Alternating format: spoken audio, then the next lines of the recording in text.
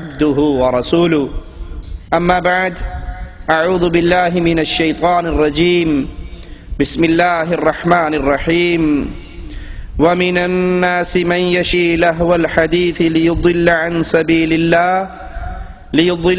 سبيل الله بغير علم ويتخذها هزوا أولئك لهم عذاب مهين۔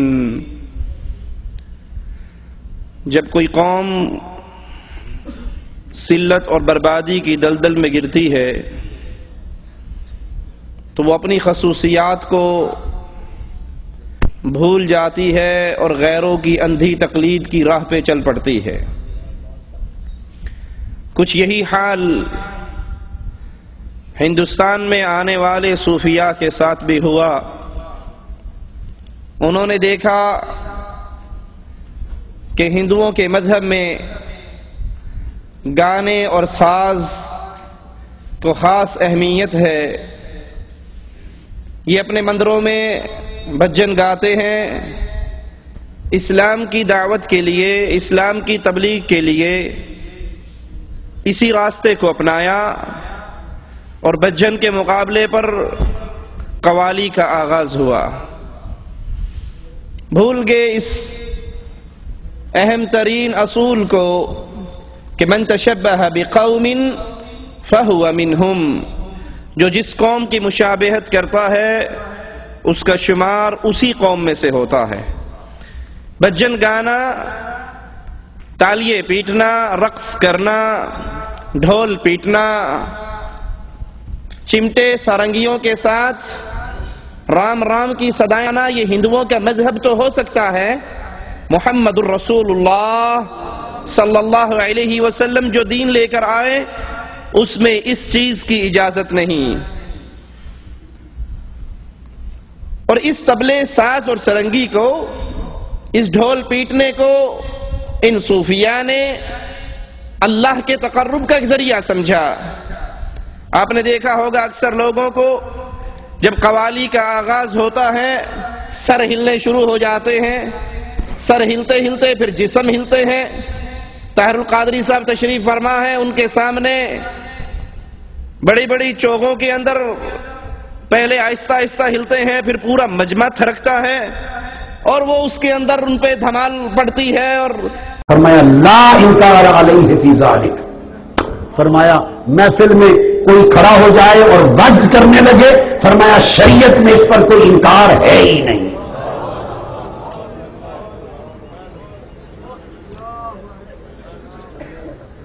لا انکار۔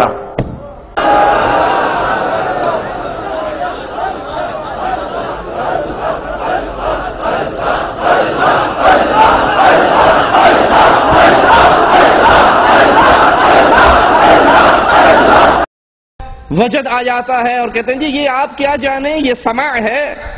اشتہارات بھی چھپتے ہیں تو محفل سماع، اور نہیں جانتے کہ یہ سماع اہل ایمان کا نہیں ہے، اہل شرک کا ہے۔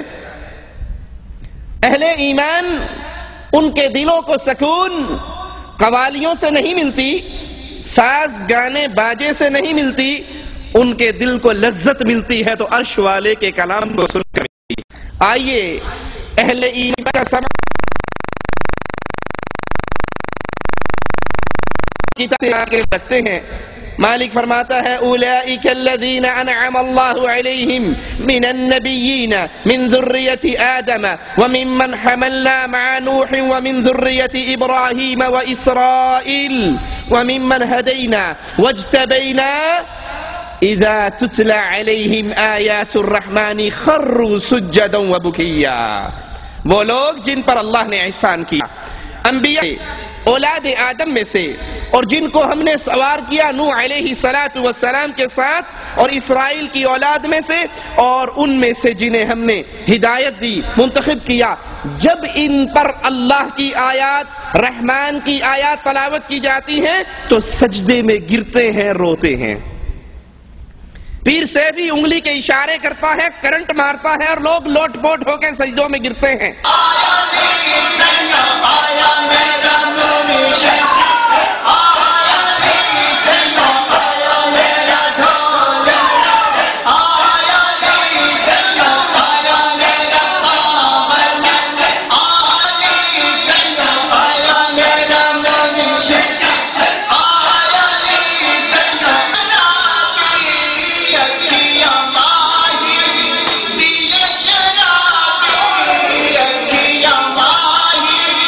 سے پوچھا جائے یہ کیا ہے، کہ معرفت دیا گلہ نے تو انہوں کی پتہ لگنا، تم وہابی ہو، معرفت سے بے بہرا ہو، یہ پیر صاحب دل جاری کرتے ہیں، دل ہلتے ہیں ان کے، ہم نے ہندوؤں کے پیٹ ہلتے ہوئے دیکھے ہیں، ہندو جوگی بیٹھ کر جب سانس اندر لیتے ہیں تم دلوں کو حرکت کرتے ہو، وہ اپنے پیٹوں کو حرکت دیتے ہیں۔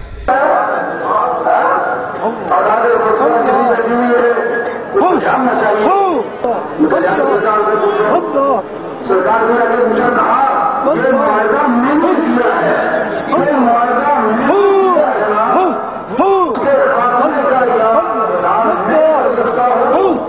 یا میری آن کر سکتی ہے، تو میرا دوست ہے، امتیاز کرتی ویٹ کرنا۔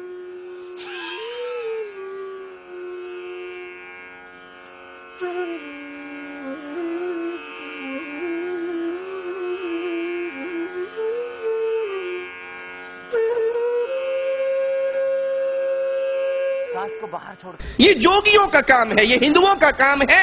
اللہ کو ماننے والوں پر اثر اللہ کے قرآن سے ہوتا ہے، رحمان کی آیات کو سنتے ہیں تو سجدے میں گرتے ہیں اور اللہ سے معافیوں کا سوال کرتے ہیں۔ دوسرے مقام پہ غور کیجئے، محفل